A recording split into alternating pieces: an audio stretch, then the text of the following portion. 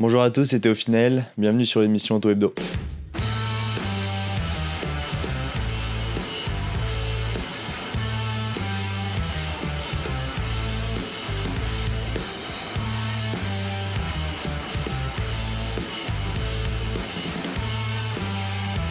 Salut tout le monde, bienvenue sur Auto Hebdo. C'est un nouveau numéro spécial de l'émission avec un invité très particulier. Vous l'avez vu, Théophile Naël qui est avec nous. Salut Théophile. Bonjour. Ça va ? Merci de me recevoir. Bah écoute, avec plaisir. Tu as eu une année assez réussie, donc on est très content de pouvoir en parler un peu avec toi.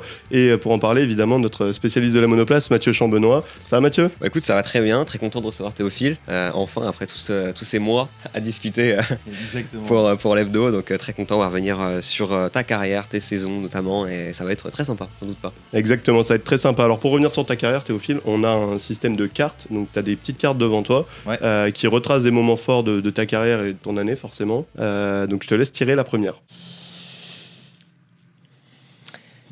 Je te laisse commenter un peu ce que tu vois. C'est vrai que c'est une page qui m'a marqué forcément. De la retrouver la semaine après ma victoire à Macao, c'est magique. C'était une course mythique que je rêvais de gagner depuis petit et voilà, de enfin pouvoir le faire. Et voilà, cette image qui parle d'elle-même avec le dépassement, le double dépassement au troisième virage de Macao, c'était top. Bah avant même de parler de ta victoire, finalement, comment tu as décidé de participer ? Parce que des pilotes de F3 qui participent, vous étiez pas très nombreux finalement. Donc comment ça s'est fait ? Non, ça s'est fait que voilà, l'équipe Pinnacle a une très bonne relation avec Campos. C'était une opportunité que j'ai eue de rouler avec eux. Je sais qu'ils étaient performants à Macao. J'avais vu en 2024. Léon qui fait 3e, et voilà, c'était top.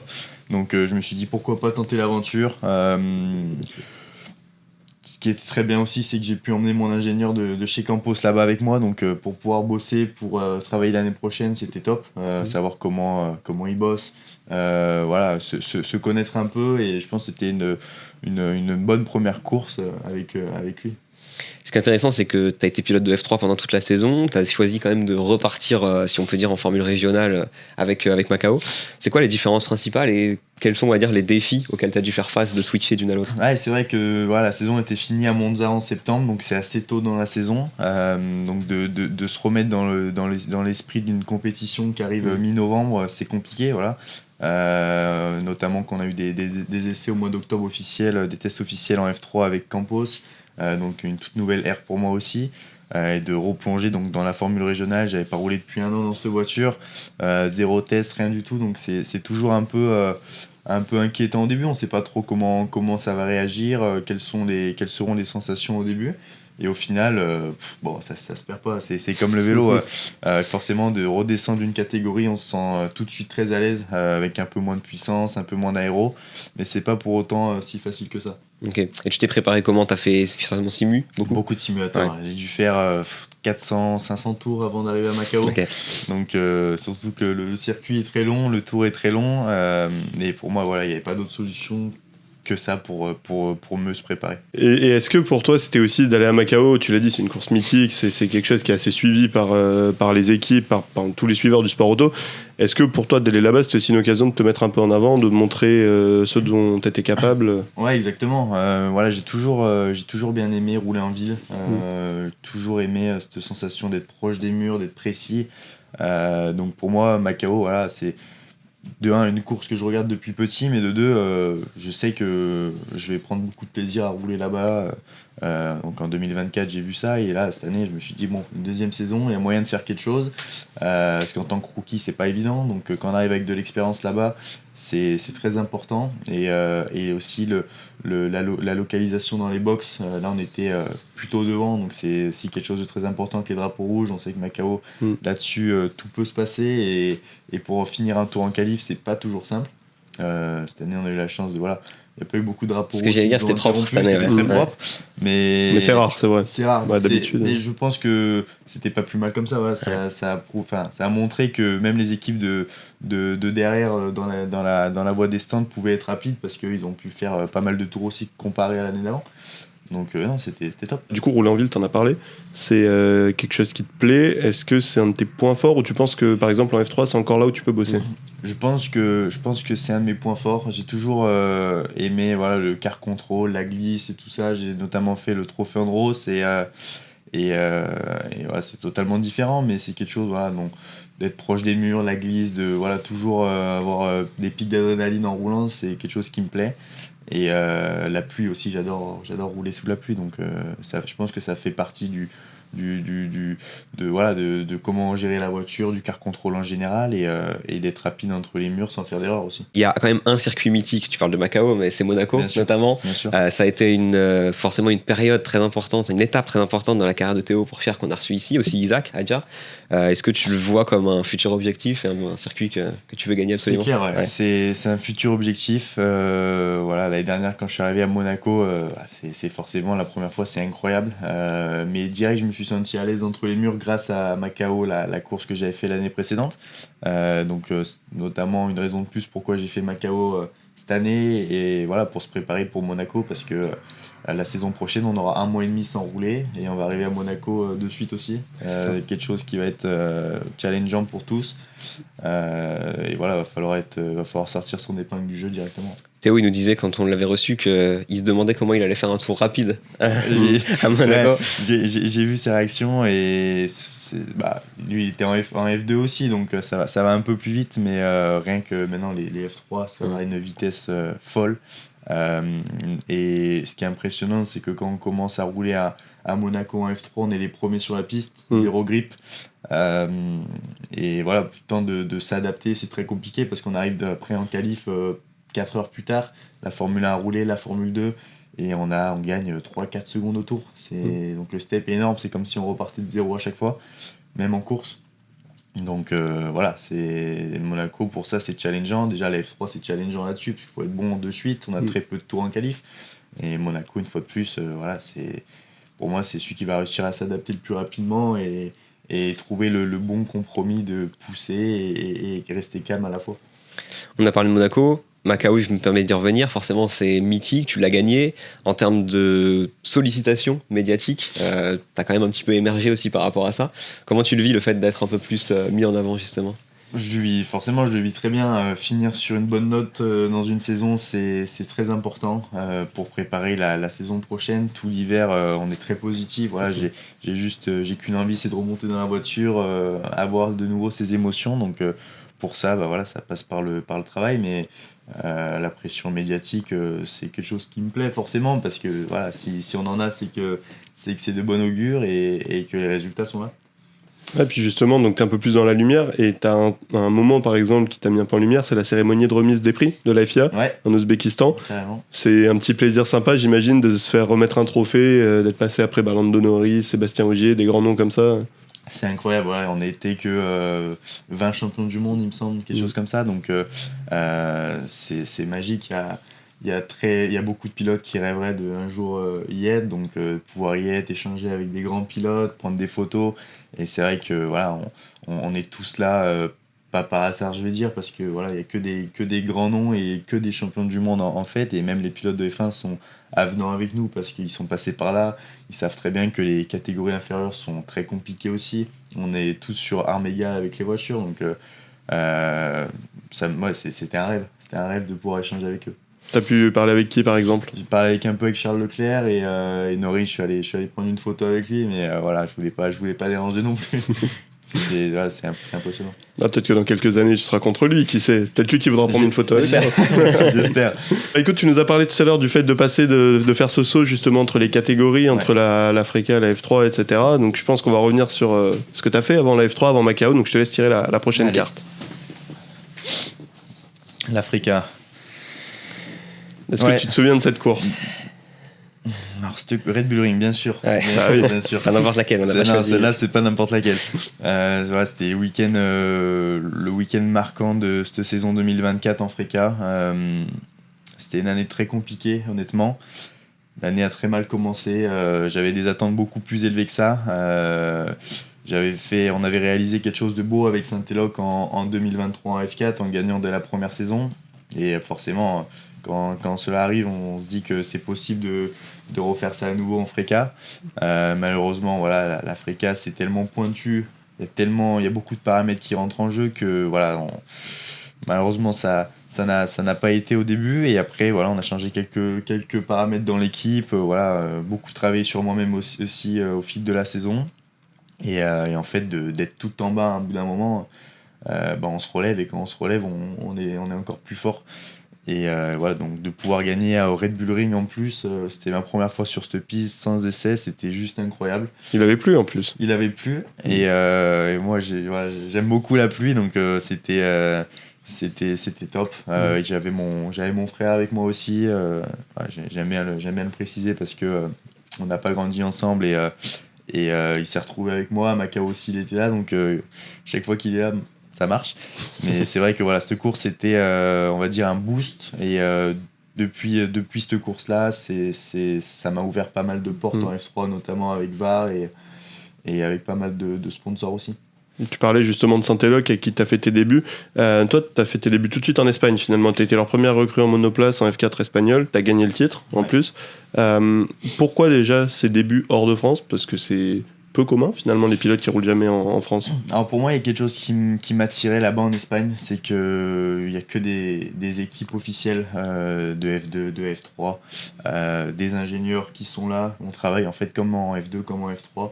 Et ça m'a plu pour apprendre en fait. Voilà, le but c'était d'apprendre et de construire le futur.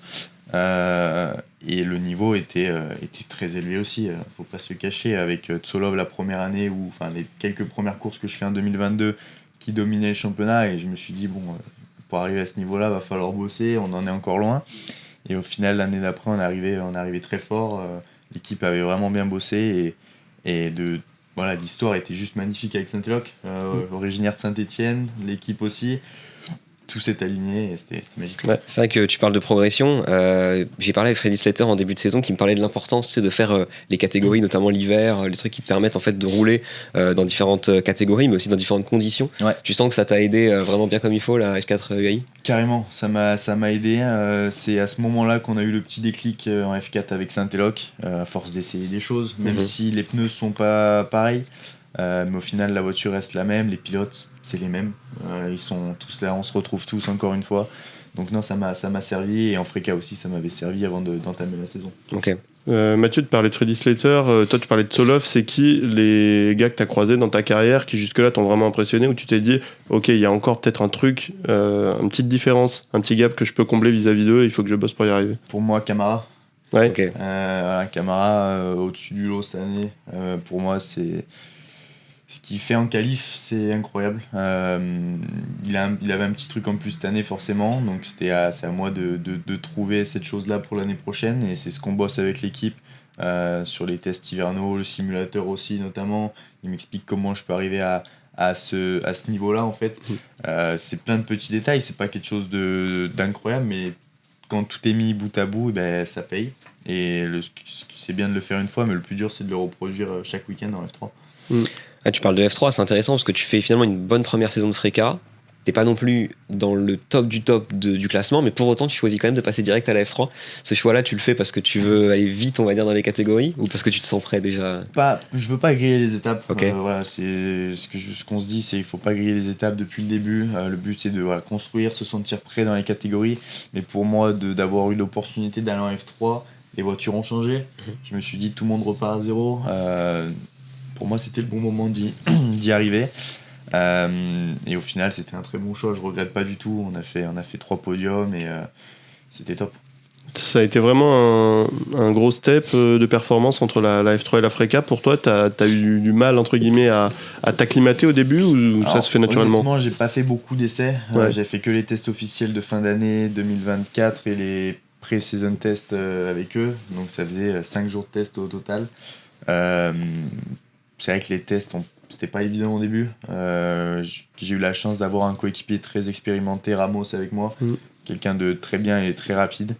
Et j'ai appris de lui pendant les essais, ça m'a beaucoup apporté. Je suis arrivé à Melbourne, j'ai eu un petit déclic en qualif, ça a très bien marché de suite. Après le reste de la saison, il y a eu des hauts et des bas, mais d'avoir pu marquer les esprits comme ça d'entrée en F3, c'était pas inattendu, mais je m'attendais pas non plus à être à ce niveau-là. Et en fait, c'est à ce moment-là que je me suis dit que voilà, vraiment, il faut rien laisser au hasard, regarder les datas de mon coéquipier à chaque fois, quoi qu'il arrive. Et c'est là que je me suis dit que la F3, voilà, c'est comme l'Africa, mais tout est amplifié 30 fois. En termes de chauffe de pneus, une petite erreur, en fait en F3 ça coûte beaucoup, ça coûte énormément. En Freca on arrive à se rattraper parce qu'on a beaucoup de tours qui s'enchaînent, on arrive à pousser plusieurs tours en qualif. En F3 il n'y a que 2 tours, et encore ça dépend des circuits, donc voilà. Et t'arrives à, comment dire, parce que pareil, t'arrives dans un nouveau monde dans le sens où tu côtoies le paddock de F1 aussi, et ça c'est nouveau pour toi. Carrément, ouais. Première course Melbourne, quand je suis arrivé, j'ai vu toute cette atmosphère-là, c'était juste magique. Les pilotes qui arrivent, de les voir au plus proche, en fait. Voilà. Après, on n'a pas forcément le temps de beaucoup échanger non plus, parce qu'ils ont un Grand Prix. Nous aussi, on est dans notre course. Et puis les paddocks sont souvent séparés en plus. Les paddocks sont séparés, même s'ils sont à côté, mais on rentre pas comme ça. Et en fait, de les voir encore plus près de nous, c'est le rêve qui est encore plus proche, et on se dit, faut qu'on y arrive. Ça donne vraiment envie d'être à côté d'eux et de se dire on veut leur place. Ouais, tout à fait. Du coup, on va reparler de ta saison de Formule 3, ta première saison avec Van Amersfoort, donc je te laisse tirer la prochaine carte. Cette carte-là, c'était du coup juste après ton podium à Barcelone. Ouais. Barcelone, t'as été quand même performant sur ce circuit. Qu'est-ce que ça t'évoque? Qu'est-ce que ça te rappelle un peu Ça me rappelle la F4 forcément. Ouais. F4 espagnol, je suis titré là-bas. C'était un circuit que j'ai toujours bien aimé, sous la pluie, sur le sec. On a fait les tests de pré-saison. Je sais qu'il y a beaucoup de personnes qui testent là-bas. C'est un circuit où on peut énormément tester. Il y a beaucoup de courses aussi. Tout le monde a roulé là-bas. Oui, on dit souvent que c'est le circuit test à Barcelone avec plusieurs types de virages. Donc de pouvoir être performant là-bas, ça veut dire qu'il n'y a rien au hasard en fait. Parce que tout le monde arrive à faire des tours parfaits. Ce qui est compliqué en F3 pendant la saison sur d'autres circuits. Et Barcelone, avant la saison, on a tellement de journées de test avant que il n'y a pas de doute, on arrive là-bas, on sait tout ce qu'il faut faire, les pressions, les réglages, tous les ingénieurs savent exactement. Donc d'ailleurs on a vu, il n'y avait pas une équipe qui dominait, il y a eu 10 voitures, les 10 premières voitures, c'était 5 équipes différentes, voire 6, donc c'est là qu'on voit que Barcelone c'est un circuit magique pour refaire la course. Et plus généralement, tu termines donc 8ème de ta première saison de F3, tu finis 3ème rookie. Ouais. Est-ce que tu t'attendais à performer autant? Est-ce que tu voulais performer autant en début de saison? Forcément, je voulais, surtout quand j'ai vu comment Melbourne s'est passé, les résultats. J'avais beaucoup d'attentes. Après, on est arrivé à Bahreïn, assez compliqué pour nous, toute l'équipe, pas mal de problèmes mécaniques aussi. Donc forcément, là, le moral, il redescend un peu. Et après, on s'est relevé petit à petit. Mais c'était encore une fois une saison, je pense, vraiment intéressante pour l'apprentissage d'une première année en tant que rookie, avec des hauts et des bas comme ça. Ça m'a beaucoup appris, je pense, pour l'année prochaine, et je sais que si je vais me retrouver dans des situations comme cette année, je sais comment réagir, je sais quoi faire avec l'équipe, la voiture, etc. Les erreurs à ne pas faire aussi. Donc non, je regrette vraiment pas, et c'était pour moi une très bonne saison. Forcément, avec des si on peut refaire la saison, mais il y a beaucoup de paramètres que si on prend en compte qu'on aurait pu changer, qu'on aurait pu mieux performer encore une fois, mais je regrette pas du tout. C'est un podium rookie entre guillemets, un top 10 dans une équipe, on va dire, au début l'année dernière ils avaient pas beaucoup marqué de points, donc on a réussi à bien bosser les 3 pilotes pour vraiment emmener cette équipe au plus haut. Et notamment ils ont eu une victoire avec mon coéquipier, plusieurs podiums, donc voilà, c'est que ça a marché quand même. Les points sur lesquels justement tu penses que tu aurais pu faire mieux ou tu pourrais t'améliorer encore, tu les as identifiés, tu sais un peu lesquels c'est? Bien sûr, pour moi c'est encore une fois la qualif, comme j'ai évoqué avec Camara, ce qu'il fait c'est incroyable, il faut arriver à trouver ce déclic là. J'ai pas peur, honnêtement, j'ai pas de doute, parce que à force d'explorer des pistes, des setups, voilà, une fois qu'on va trouver le bon réglage qui me convient en fait, ça passe par là, parce qu'après on arrive tous à faire des tours parfaits, on est 10-15 voitures à pouvoir faire la pole, honnêtement, mais c'est tous ces petits détails encore une fois qui peuvent tout changer. Mais voilà, pour moi, l'approche pour l'année prochaine, c'est vraiment être au top en qualif. Et la course, c'est la course. Tout tout le monde sait faire la course, faudra bien gérer les pneus encore une fois. Et j'ai vu notamment donc avec Solov les datas de Boya, avec mon ingénieur, qu'est-ce qu'on peut améliorer, qu'est-ce que je peux améliorer, qu'est-ce qu'il faisait de très intéressant. Donc j'ai hâte de pouvoir tester tout ça en course. Ouais, tu parlais de la qualif justement à Melbourne dès le début de l'année, pourtant tu as fait une super qualif, tu as été tout de suite dedans. Comment t'expliques que tu as été aussi fort alors que tu avais fait peu de tests en début d'année comme tu disais? Moi, je pense que on a très très bien préparé le simulateur. Alors, pour tout vous dire, j'ai fini les tests de Barcelone de pré-saison très frustré. Je me sentais vraiment pas prêt parce qu'on avait essayé quelque chose sur la voiture, mais pour moi, n'était pas flagrant, pour les ingénieurs non plus. Et en fait, c'est vrai, quelque chose de petit, mais ça marchait pas. Et dès qu'on a corrigé cette petite chose, tout de suite on était là. Donc forcément ça a mis des doutes parce qu'entre les tests de Barcelone et la première course il y a eu un mois. Je me suis dit voilà, la saison elle va commencer, je sais pas trop où j'en suis, j'étais pas très à l'aise avec la voiture et en fait il y a eu ce déclic là à Melbourne. Alors comment l'expliquer, voilà, ces petits réglages qu'on fait que la voiture me convenait très bien, je me sentais à l'aise sur une piste assez verte au final. Melbourne, parce que voilà, c'est une route aussi de base, donc je pense que ça a fait que beaucoup de pilotes étaient en difficulté aussi sur ce circuit, avec très peu de grip. Et voilà, après, ce qui était plus compliqué, c'était de reproduire ce qualif toute la saison. C'était une première course aussi, première course avec cette voiture. Donc toutes les équipes ne savaient pas trop non plus où se situer. Et après, des Bahreïn, il y a eu des essais aussi avant. Et là, donc, je pense que tout le monde était à leur place en fait. Ouais, tu penses que ceux qui étaient expérimentés au début, du coup, ce premier week-end, ils ont eu un peu plus de mal et qu'après, ça s'est du coup un peu nivelé? Exactement. Je pense qu'il y a des pilotes qui étaient super loin sur la grille et qui devaient être devant, mais voilà, pour une raison X ou Y, n'étaient pas là pour une première course avec cette voiture. Bon, t'as fait 3 podiums. Melbourne, Barcelone et Silverstone. Silverstone, tu me disais, quand on en parlait, quand on faisait un peu le bilan de ton année, que c'était ton meilleur souvenir. Ouais. C'est toujours le cas? C'est toujours le cas. Ouais. Bon, Macao peut-être, mais peut-être maintenant. Dans la saison d'F3, c'est Silverstone. Carrément. Et ce côté rapport à la pluie, peut-être aussi scénario de la course, j'imagine, parce que ça a été quand même assez épique et surtout tu te fais pénaliser la veille. C'est aussi ça le changement. C'était difficile à avaler, cette pénalité, mais bon, on s'est relevé très fort le dimanche. Il y a eu un choix de pneus sur la grille de dernière minute, il s'est mis à pleuvoir. Il y avait qu'un secteur qui pleuvait, il y avait que le dernier secteur où la pluie tombait très fort, les autres secteurs c'était sec, on va dire. Donc voilà, l'ingé il m'a donné carte blanche, il m'a dit qu'est-ce que tu veux faire, j'ai dit bon, je sens bien pour les pneus pluie, on y va, on part. Et il m'a fait confiance et ça a payé, et le rythme était top.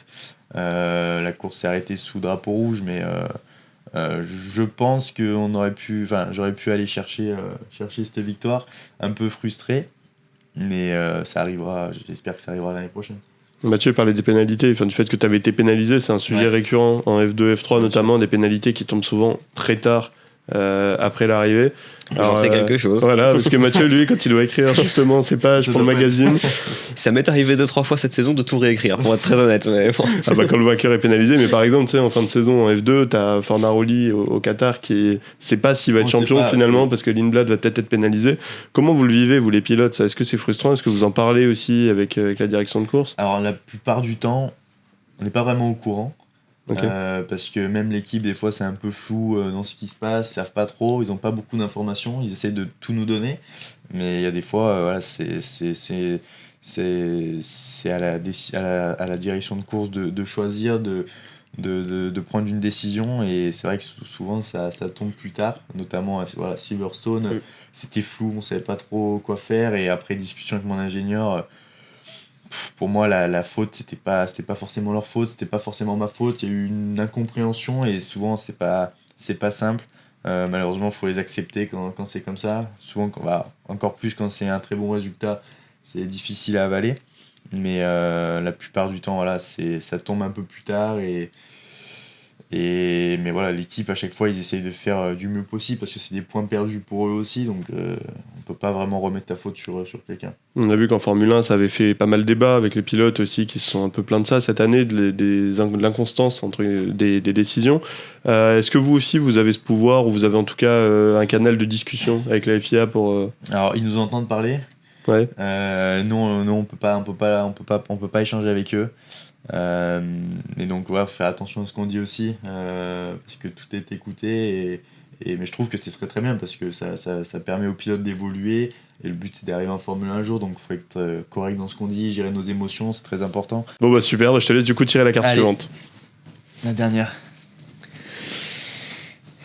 Et on va parler de la Grand suite. air, ouais. À maturité. C'est un peu le bilan qu'on peut faire de ta saison. C'est qu'on sent que tu es arrivé à maturité, que tu as une progression constante. Alors, tu as commencé très fort, on l'a dit à Melbourne. Tu as très très bien fini à Macao aussi. Et tu arrives chez Campos l'an prochain, qui est quand même une des top équipes de F3, en tout cas cette année. Ouais. Qui a été championne cette année. Bah, quand tu arrives là-bas, forcément, quand tu arrives dans l'équipe championne, j'imagine que tu arrives avec des ambitions. Exactement, ouais, on n'arrive pas sans rien. J'arrive avec une année d'expérience. En S3, c'est beaucoup et pas beaucoup. Donc je vais essayer d'apporter du mieux possible pour l'équipe. Voilà, tous les essais qu'on va effectuer cet hiver. Honnêtement, il n'y en a pas beaucoup. Il y aura les tests de pré-saison qui vont être très importants. On a fini sur une bonne note, les tests de fin de saison aussi cette année. Donc on a eu Jerez, Barcelone et Imola. Jerez, c'était très compliqué pour moi. Manque de feeling avec la voiture, un peu de doute aussi. Et au final, ils sont très très forts, très expérimentés. Ils ont tout de suite fait en sorte, ils m'ont mis confiance, ils m'ont mis confiance dans la voiture. Ils ont fait les réglages qu'il faut pour que je me sente bien, pour être rapide, sans trop forcer. Parce que la F3, voilà, c'est faire des tours 90%, on va dire, et les finir en fait, faire des tours propres. Mais j'ai beaucoup d'ambition avec eux, forcément. Ils me donnent aussi envie de bosser. C'est très familial. Je suis très très fier d'être avec eux. Voilà, on est tous les pilotes, on s'entend super bien. Ils ont une académie aussi avec là-bas une salle de sport, des coachs sportifs et tout ça. Donc pour bosser, c'est génial. J'essaye de passer le plus de temps possible là-bas, à Valencia, donc en Espagne. En plus, c'est super joli et voilà, on se sent vraiment bien. Donc j'ai vraiment hâte de débuter l'histoire avec eux et déjà d'avoir emmené mon ingénieur à Macao et de gagner avec lui d'une traite et que ce soit la première course, c'était top. Et forcément les ambitions elles sont encore plus grandes après cette victoire.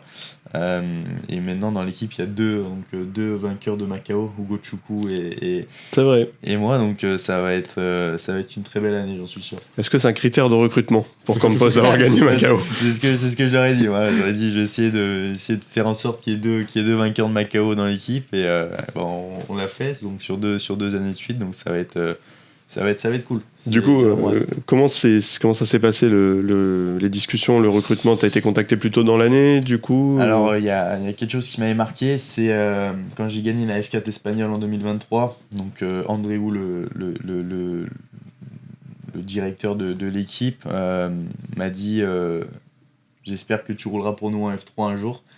Donc, ce soir de la cérémonie, ça m'avait vraiment marqué. Et en fait, il n'a pas oublié. Pendant la saison, il est venu me voir, il m'a dit tu te souviens quand je te dis ça? Je dis bien sûr que je me souviens. Et ça s'est fait comme ça. Pour eux, ils étaient vraiment déçus de perdre ce titre en 2023 avec Campos quand je suis venu devant eux, mais que je puisse rentrer chez eux et de signer avec eux, je pense qu'ils étaient vraiment contents et j'ai senti vraiment une atmosphère incroyable le premier jour où je suis arrivé dans cette équipe, quand j'ai rencontré tous les ingénieurs, notamment les ingénieurs d'F4. Ils étaient tous super contents de me voir et en fait c'était pas de la méchanceté ou quoi, ils sont vraiment fair play. Une fois que j'ai gagné devant eux, voilà, ils m'ont tous félicité et en fait c'est sportif et c'est comme ça que j'aime le sport auto. Tu parlais de l'aspect familial. Ouais. Tu m'avais dit, quand on s'était parlé de ça, qu'ils avaient fait une sorte de camp avec tous les pilotes de toutes les catégories. Carrément. T'as pu en côtoyer d'autres. Du coup, on a Lindblad, par exemple, qui monte en F1. T'as pu un peu échanger avec lui? Je les ai un peu côtoyés. Tsolov aussi pas mal. Noël Léon, il passe beaucoup de temps aussi là-bas. Donc on fait du sport ensemble, on fait du simulateur et de créer des liens comme ça, c'est top. Après, une fois qu'on est sur la piste, c'est totalement différent. Encore une fois, on est chacun dans notre monde, on veut gagner, on veut être meilleur que les autres, meilleur que les coéquipiers surtout, c'est les premiers rivaux. Mais de pouvoir côtoyer quand on est comme ça en dehors de la piste, et il y a toujours des petits trucs à en tirer d'eux. Et moi, je me fais discret, mais voilà, j'observe pas mal ce qu'ils font aussi. Et tu sens que Lindblad, il y a vraiment quelque chose pour l'année prochaine? Je pense qu'il y a quelque chose, je pense qu'il est très bon. Il arrive à faire des coups d'éclat quand même, de ce qu'on a pu voir. Et c'est pareil, c'est quelqu'un où j'ai commencé à regarder un peu les datas, même nos simulateurs, ce qu'ils faisaient, combien de temps ils passaient sur le simulateur et tout ça. C'est plein de petits détails encore une fois, mais pour moi c'est intéressant de savoir parce que je viens d'une équipe où Saint-Éloque, on faisait pas beaucoup de simulateurs. Chez VAR, on en faisait un peu plus, mais c'était très carré. Alors que là, vraiment, on est ouvert, on vient quand on veut, on fait ce qu'on veut.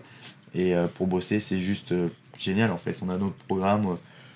Si on veut venir 2 jours de plus, on vient 2 jours de plus. Ils sont ouverts et là-dessus c'est top parce qu'ils ont qu'une envie, c'est de gagner. Et ils perdent pas de temps. Ils vous donnent les moyens pour, du coup. Exactement. Ce qui est marrant, c'est que ta trajectoire, elle rappelle celle d'un autre pilote français, c'est Isaac Adjar, qui a été chez Campos pour sa deuxième année de F2. Lui, il avait une première année compliquée pour le coup en F2 chez Hightech. La deuxième a été, on sait ce qu'il a fait avec Campos, vice-champion.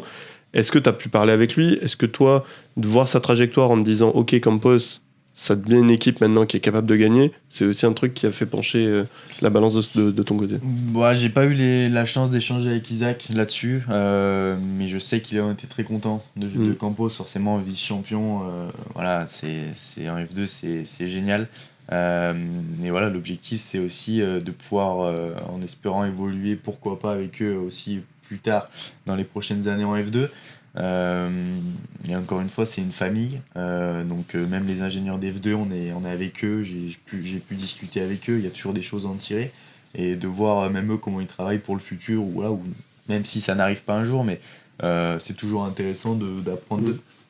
Il y a une petite frustration pour nous, que ce soit journaliste ou spectateur, c'est qu'on n'a pas de français en F2 l'année prochaine. Ah oui, c'est vrai. Et je sais pas comment tu peux le voir, toi.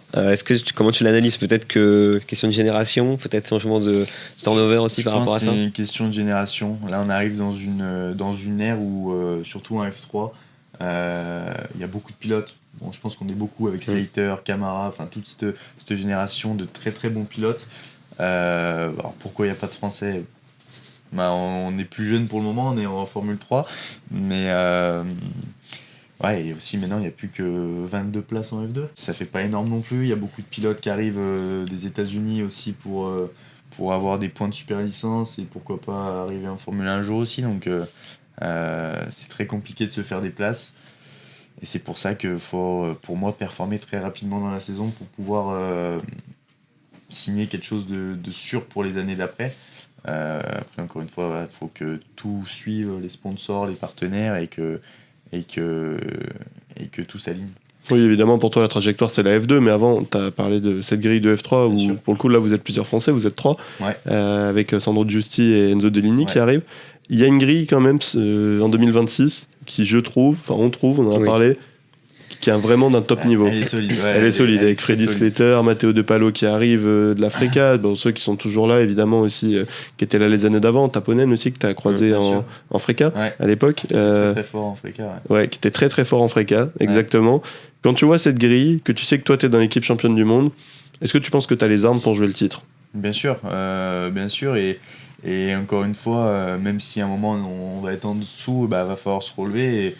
Et je sais que tout est possible. Quand je vois comment ils travaillent, ils ont vraiment l'envie de gagner. Là, ils viennent d'être champions, ils viennent d'être équipe championne en titre, mais ils n'ont qu'une envie, c'est d'être maintenant champion avec un pilote. Donc c'est à moi de tout faire pour. On est 3 très bons pilotes dans l'équipe, on va se tirer la bourre toute la saison, c'est certain. Mais moi, je suis concentré dans mon boulot. Je sais qu'il y a des très bons pilotes en face, Trident, qui vont arriver avec une très bonne line-up aussi. Mais le boulot reste le même. Faut pas griller les étapes, va falloir rester calme, apporter mon expérience que j'ai eue de cette année aussi, et tout mettre bout à bout. Il y a un pilote dont tu parlais par rapport au niveau de la grille. On a certes une très bonne grille l'an prochain, mais il y en a un qui sera pas là, c'est Raphaël Camara. Raphaël Camara qui a gagné le titre, tu parlais de lui tout à l'heure, et on a un petit message de lui qui nous a parlé de toi, Mathieu. J'ai eu la chance de lui parler en début de semaine et je me suis permis de lui glisser un petit mot te concernant. Donc Raphaël, du coup, qui nous parle de toi, je te montre l'extrait. Obviously, I think he's a good driver. He did some good races like this year, not last year, this year.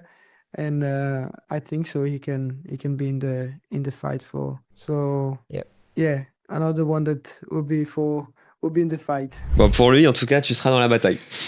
On espère qu'il a raison. C'est sympa et j'espère qu'il a raison aussi. Ouais, bah c'est de toute façon, lui il était chez Trident, on sait que Trident et Campos c'est les deux meilleures équipes, donc il y a forcément l'objectif de jouer le titre, et puis l'objectif après ça va être d'aller en Formule 2, de suivre cette évolution dans la pyramide de la monoplace. Il y a forcément aussi la question de l'académie qui se pose, c'est que plusieurs pilotes que tu vas affronter sont dans des académies, pas toi. Est-ce que performer cette année en F3 c'est aussi pour toi l'objectif, ça va être de rentrer dans une académie? Bien sûr, c'est un objectif un jour. J'en ai vraiment envie. Je me sens prêt, quoi qu'il arrive, que ce soit n'importe laquelle ou dès que j'aurai une opportunité. Voilà, je me sens prêt à faire du mieux possible. Je me mets pas la pression là-dessus. Les courses se suivent, les saisons s'enchaînent. Mais voilà, pour moi, c'est pas un rush non plus. Parce qu'il faut trouver la bonne. Faut arriver avec un contrat solide aussi. Donc forcément, c'est avec les résultats qu'on emmène un très bon contrat. Mais je me mets pas la pression là-dessus. Et voilà, comme j'ai dit, je me sentirai prêt le jour où il y en aura une. Parce que c'est vrai que du coup, par exemple, on a Fornaroli qui n'avait pas d'académie jusqu'à encore là maintenant, mais la question qu'on peut se poser, c'est de manière générale, comment est-ce que vous gérez? Parce qu'en fait, c'est pas le même job. Eux, ils ont vraiment une équipe qui les entoure. Comment tu gères sportivement, comment tu gères mentalement, comment tu gères aussi même financièrement une carrière en sport auto sans académie? Bien sûr, c'est ça. Voilà, financièrement aussi, une académie peut vraiment aider là-dessus. Pour le moment, voilà, on se débrouille comme on peut avec les partenaires qu'on trouve. C'est pas évident, mais c'est pour ça que arriver à décrocher une académie dès la saison prochaine, ce serait pas mal pour pouvoir évoluer la suite. Et après, en termes de mon équipe, pour la partie mentale, physique, j'ai ma propre équipe depuis des années. Je travaille notamment beaucoup avec 3-2-1 Perform, donc où il y a Ogier, Ocon, etc. J'ai la chance de pouvoir m'entraîner avec eux de temps en temps. Donc je suis très bien entouré là-dessus. Pour moi, voilà, c'est pas forcément une académie qui m'apportera quelque chose sur le côté physique et mental, mais forcément financier, et même pour la suite. Pourquoi pas, si un jour je suis en Formule 2, faire un test en Formule 1, comme on a vu beaucoup de pilotes faire cette année, ce serait un rêve. Et du coup, la Formule 1, est-ce que c'est ton objectif principal? Et qu'est-ce qui te plairait d'autre dans le sport auto? Est-ce que l'endurance ça t'attire, l'IndyCar, la Super Formule 1? Non, j'ai la tête qu'à la Formule 1, honnêtement. Voilà, c'est le rêve depuis petit, comme beaucoup de pilotes, je pense, et c'est encore possible. Tout est possible, on est jusqu'au début, donc je vais rien lâcher jusqu'au bout. Et bon, si un jour ce sera pas la Formule 1, on se dirigera dans une autre ère, mais pour le moment, j'y pense pas. Super, merci Théophile. Là, ça va être l'heure du coup d'un petit exercice particulier. Okay. Pour toi, c'est l'heure du contrôle à montre. Donc, tu vas avoir 2 minutes pour répondre à 30 questions. Ouais, voilà. Okay. Donc accroche-toi, ça va aller vite. Il va y avoir un peu de tout, on va balayer vraiment beaucoup de sujets. Beaucoup de sujets variés. T'as le droit à un joker. Est-ce que tu es prêt? Ouais, allez, go. Parti. Allez, c'est parti. Ton circuit préféré? Macao. Celui que tu voudrais découvrir? Singapour. Plutôt circuit urbain ou circuit classique? Urbain. Gagner ta première course de F3 sans gagner le championnat, ou gagner le championnat mais sans gagner de course? Gagner le championnat sans course. Complète la phrase. En 2026, je vais devenir champion. La meilleure ville, Saint-Etienne ou Valence? Saint-Etienne. Tu troques ton trophée de Macao contre une montée en Ligue 1 de la SSE? Non, jamais. Et contre un titre de champion de France de la SSE? Non. Belle. Le pilote qui t'a fait rêver plus jeune? Max Verstappen. Tu avais une préférence pour le titre en F1 cette année? Verstappen. Logique. Qui va gagner le titre l'an prochain? Verstappen. Qui sera le prochain pilote à monter en Formule 1? Là, tu peux pas dire Verstappen. Donc en 2027? Oui. Ouais. Camara. Un baquet dans une écurie de Formule 1 ou une victoire aux 24 heures du Mans? Un baquet dans une écurie de Formule 1. Une course mythique qui te fait rêver? Le Mans. On va être honnête, à voiture égale, tu le bats, Raphaël Camara? J'espère. Le pilote le plus fort que t'as affronté? Camara. Le pilote le plus sous-coté que t'as affronté? Ramos, mon coéquipier. Ton meilleur coéquipier? Ramos aussi, du coup. Ta superstition avant un départ? Je mange une banane.